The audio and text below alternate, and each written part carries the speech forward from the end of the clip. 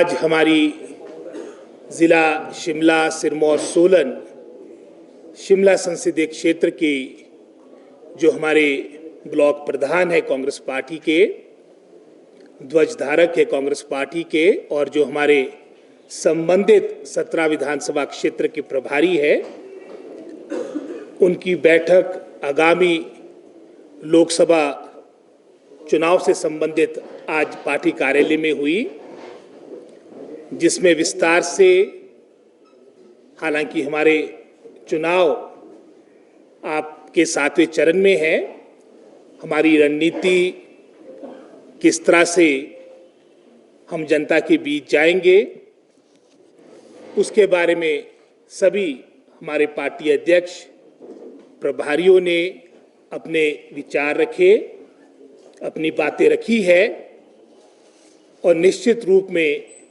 शीघ्र हमारी इसके उपरांत, जैसे मैंने पहले कहा, आज ब्लॉक अध्यक्ष, हमारे प्रभारी आने वाले कल हमारे जो डिस्ट्रिक्ट प्रेसिडेंट्स हैं, क्योंकि इस संसदीय क्षेत्र में हमारे 4 जिला प्रधान आते हैं। शिमला में हमारा शहरी और ग्रामीण जिला के अध्यक्ष है, सिरमौर, सोलन, और इसके अलावा भी जो हमारे फ्रंटल ऑर्गेनाइजेशन है, चाहे उसमें हम महिला कांग्रेस की बात करें, यूथ कांग्रेस की बात करें, NSY की बात करें, और भी जो हमारे पंचायती राज SC/ST सेल है, इंटक है, सभी जो हमारे जिला अध्यक्ष है, उसकी आगामी कल हमारी बैठक रखी गई है। और उसके उपरांत हमारे जितने भी हमारे इलेक्टेड MLAs, ऑनरेबल मिनिस्टर्स, हमारे जो गत विधानसभा चुनाव में प्रत्याशी रहे, उसकी भी इसी मैं समझता हूँ आगामी 3-4 दिन में बैठक होगी,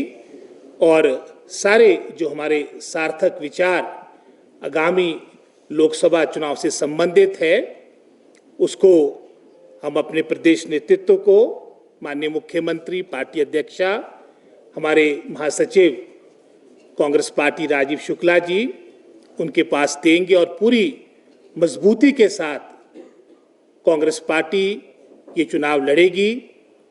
चाहे हम संसदीय क्षेत्र की बात करें, शिमला के साथ तो कांग्रेस पार्टी का एक बहुत, मैं समझता हूँ, समस्त संसदीय क्षेत्र के साथ एक बड़ा पुराना इतिहास है। अतीत में भी हमारे 3 जो पूर्व मुख्यमंत्री रहे, चाहे उसमें हम अपने दिवंगत नेता डॉक्टर यशवंत सिंह परमार, जो हिमाचल के निर्माता रहे, ठाकुर रामलाल जी, राजा वीरभद्र सिंह जी, उन सब की मैं समझता हूँ इस क्षेत्र के साथ एक भावनात्मक रिश्ता था। हालांकि गत 3 चुनाव से हमें सफलता नहीं मिली, लेकिन इस चुनाव में, जैसे मैंने पहले कहा, पूरी मजबूती के साथ जो कांग्रेस पार्टी की 1 वर्ष की जो उपलब्धि रही, आपकी जो वर्किंग हर सरकार की होती है, वो financial year to financial year होती है, और हमारा जैसे 1 अप्रैल 2023 से हमारा जो प्रथम बजट था, उसके उपरांत जो हमारा कार्यक्रम हुए, चाहे वो कर्मचारी वर्ग के हित की बात हो, जो हमारा वादा जनता जनार्दन के साथ गत 2022 के विधानसभा चुनाव के दौरान था, जो हमारे विपक्ष के साथी उस वक्त मजाक उड़ाया करते थे कि OPS कभी लागू नहीं हो सकता, वो हमारी सरकार ने करके दिखाया है, जिसका लाभ हमारे लगभग कोई 1,15,000 हमारे कर्मचारियों को मिलेगा। कठिन वित्तीय स्थिति हमारे को विरासत में मिली, लगभग कोई 76,000 करोड़ का ऋण हमारे को विरासत में मिला। हर हिमाचली पर 1,02,000 का ऋण था। उसके अलावा जो देनदारियां 10,500 करोड़ के आसपास जो हमें DA के रूप में अपने पेंशनर्स को देनी थी, चाहे हम, मैं समझता हूं, जो आपदा के दौरान प्रदेश का अलग से लगभग कोई 12,000 करोड़ का नुकसान हुआ, और हम सभी इस बात को भली भांति जानते हैं कि इसका जवाब भी हिमाचल की प्रबुद्ध जनता जनार्दन देगी। चाहे वो आपदा से संबंधित हमारी सरकार, हमारे माननीय मुख्यमंत्री ठाकुर सुखविंदर सिंह सुक्खू जी ने जो रिलीफ मैनुअल में संशोधन किया, ये अपने आप में ऐतिहासिक है। 4,500 करोड़ का रिलीफ पैकेज यहाँ पर लाना, ये अपने आप में एक ऐतिहासिक निर्णय था। हमारी सरकार, माननीय मुख्यमंत्री, समस्त कैबिनेट ने एक निर्णय लिया था कि हमको अपने बजटेड स्कीम्स में भी अगर कटौती करनी पड़ेगी हम करेंगे। हमारी पहली प्राथमिकता, मैं समझता हूं, जो हमारे प्रभावित लोग हैं, इतनी बड़ी नुकसान, इतनी बड़ी क्षति हुई जिसमें लगभग कोई 500 से अधिक बहुमूल्य जाने गई, 12,000 करोड़ का नुकसान हुआ। ये सभी बातों को देखते हमने प्राथमिकता आपदा प्रबंधन से संबंधित रखी थी और उसका ही परिणाम है कि मैं समझता हूं, चाहे विशेषकर अगर हम शिमला संसदीय क्षेत्र की बात करें, क्योंकि सेब सीजन उस वक्त चला था और परिस्थितियां ऐसी थी, चाहे वो चक्की मोड़ की बात हो, चाहे हमारे इंटरनल रोड्स की बात हो, कि सेब का विपणन करना बड़ा कठिन है। लेकिन हम आभारी हैं माननीय मुख्यमंत्री के, जिन्होंने हमें, मैं समझता हूं, विश्वास दिया, धन की उपलब्धता करवाई, जिसके माध्यम से हमारी सभी सड़कें खुली है रिकॉर्ड तोड़ समय में। हमारे पूरे प्रदेश में जो आपकी मूलभूत आवश्यकताएं थी उसको रिस्टोर किया गया।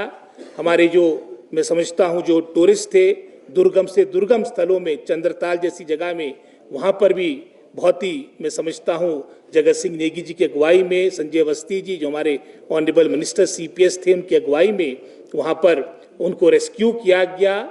सारे ये बातें आपके सामने हैं।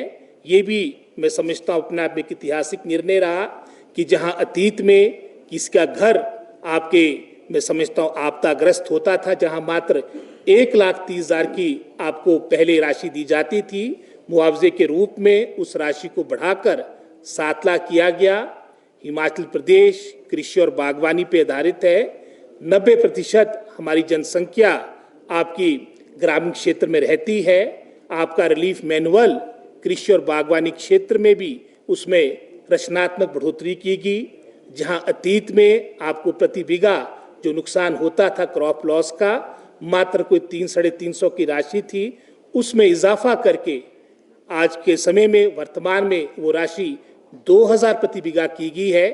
अतीत में आपका अगर परमानेंट लॉस आपकी जमीन का होता था, मात्र कोई 600-700 की राशि मिलती थी, वो राशि बढ़ाकर 10,000 प्रति बीघा की गई। मवेशी हमारे लिए महत्वपूर्ण है। अगर आपकी, मैं समझता हूँ, गाय इसकी जद में आती थी, जो अतीत में आपको गौ माता के, मैं समझता हूँ, क्षति होने पर मात्र 35,000 की राशि मिलती थी, उसको बढ़ाकर 55,000 किया गया है। हर दृष्टिकोण से ये बढ़ोतरी की गई। हालांकि जैसे मैंने वित्तीय स्थिति की बातें आपके सामने कही है, उसके बावजूद भी इस तरह के निर्णय लिए गए। हम अपनी उपलब्धियों के साथ, अपनी अचीवमेंट्स के साथ, जो एक वर्ष में, चाहे वो वित्तीय स्थिति की बात हो, गंभीर वित्तीय स्थिति होने के बावजूद भी जो हमारी कमिटमेंट्स थी उसको धरातल पे लाने के लिए प्रयास हमारी सरकार ने किए। साथ ही साथ मैं समझ 1500, ये भी एक बहुत ही महत्वपूर्ण चुनाव के दौरान हमारी महत्वपूर्ण घोषणा थी, हमारी गारंटी थी, और इसका प्रारंभ भी माननीय मुख्यमंत्री ने अपने सबसे, जो हमारा दुर्गम जिला है, लाहौल स्पीति जिला है, 25 तारीख को प्रारंभ कर दिया था और वहां पर सभी हमारी महिलाओं को, माताओं बहनों को वो राशि प्राप्त हो चुकी है। और इसके अलावा भी पूरे प्रदेश में इस योजना को प्रारंभ कर दिया गया था। हमें ये खेद की बात है जहां भारतीय जनता पार्टी के नेता आए दिन इस गारंटी को लेकर, चाहे विधानसभा के अंदर हो, चाहे मीडिया के माध्यम से, इस बात को उजागर करते थे कि कांग्रेस पार्टी इसको लागू नहीं कर रही है।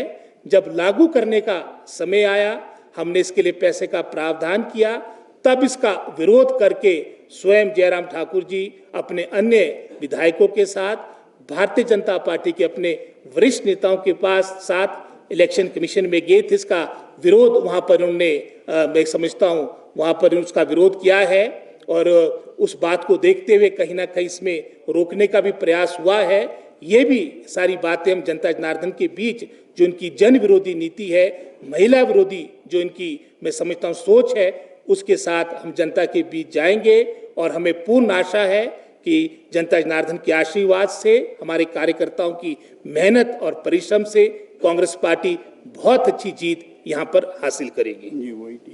जहाँ तक आपने पार्टी अध्यक्षा की बात कही और काफी स्पष्ट उनकी स्टेटमेंट परसों भी आ गई थी, तो कुछ तो कई दफा मिस रिपोर्टिंग भी हो जाती है, लेकिन बिल्कुल एकजुट होकर कांग्रेस पार्टी आपके लोकसभा चुनाव को, विधानसभा की 9 की 9 सीटों को पूरी सीरियसली मजबूती के साथ लड़ेगी और निश्चित रूप में इसमें आपको अच्छे परिणाम देखने को मिलेंगे। जी जी मेरी जानकारी के अनुसार 1500 रुपए अभी लाहौल स्पीति में भी मिलना शुरू नहीं हुए, फॉर्म ही भरवाए जा रहे हैं। दूसरा यह है कि वहाँ की व्यवस्था भी बदली है, आपके विधायक आपको छोड़कर भाजपा में चले गए हैं। और दूसरा सवाल ये है, जो कोऑर्डिनेशन कमेटी की मीटिंग चंडीगढ़ में चल रही है, हिमाचल के नेताओं का कोऑर्डिनेशन क्या हिमाचल में नहीं बन पा रहा था कि चंडीगढ़ का रुख करना पड़ रहा है, और वहाँ बात बनेगी? जहाँ तक तो आप लाहौल स्पीति की बात कर रहे हैं, इसको मैं आपको अपडेट कर लूँगा। जहाँ तक मेरी जानकारी है, लाहौल स्पीति में वहाँ पर ये हमारी योजना प्रारंभ हो चुकी है।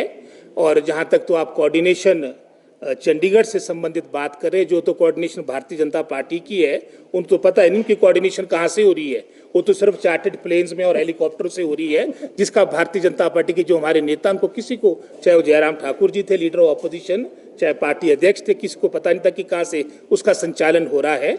निश्चित रूप में जो हमारी कोऑर्डिनेशन की मीटिंग आज चंडीगढ़ में हो रही है, उसके सार्थक मैं समझता हूँ पार्टी हित में फैसले लिए जाएंगे। सभी टिकट देती है, जो प्रत्याशी है उन्होंने प्रचार भी शुरू कर दिया है कि आपको नहीं लगता है डिले हो गया, थोड़ा जल्दी जो टिकट दी, कब तक टिकट देगी? ये प्रचार दो तरफा हो रहा है। भारतीय जनता पार्टी की जो दूसरे पुराने कैडर के लोग हैं, आप समझ सकते हैं कि कितना वहां पर विरोध हो रहा है। निश्चित रूप में कांग्रेस पार्टी शीघ्र अतिशीघ्र, क्योंकि आप जानते हैं कि 7वें चरण में हमारे चुनाव होने हैं, तो शीघ्र अतिशीघ्र मैं समझता हूँ ये सारी बातों का खुलासा हो जाएगा और मजबूती के साथ सभी हमारे कार्यकर्ता, क्योंकि जो लोकसभा का चुनाव होता है, कार्यकर्ताओं का इलेक्शन होता है, ये भी संभव नहीं हो सकता कि हर पंचायत में, अगर हम अपने संसदीय क्षेत्र की बात करेंगे, कोई 800-900 पंचायतें हैं, वो जा पाएंगे। तो हम सभी मैं समझता हूँ कार्यकर्ता जनता जनार्दन के बीच जो हमारी उपलब्धियाँ हैं, और विशेषकर जो हमारे वर्तमान के सांसद, अगर मैं शिमला संसदीय क्षेत्र की बात करूं, जो उनका निराशाजनक कार्यकाल रहा है, उन सभी बातों को लेकर जनता जनार्दन के बीच जाएंगे और कांग्रेस पार्टी का परचम लहराएंगे। ये तो एक प्रमुख मुद्दा है जो आप टिकटों की बात कर रहे हैं, और शीघ्र मैं समझता हूँ सारी बातों को देखते हुए, विनेबिलिटी को देखते हुए, पार्टी के प्रति निष्ठा को देखते हुए पार्टी निर्णय लेगी। क्या आपके शीर्ष नेतृत्व में से भी कोई उस बैठक में मौजूद है?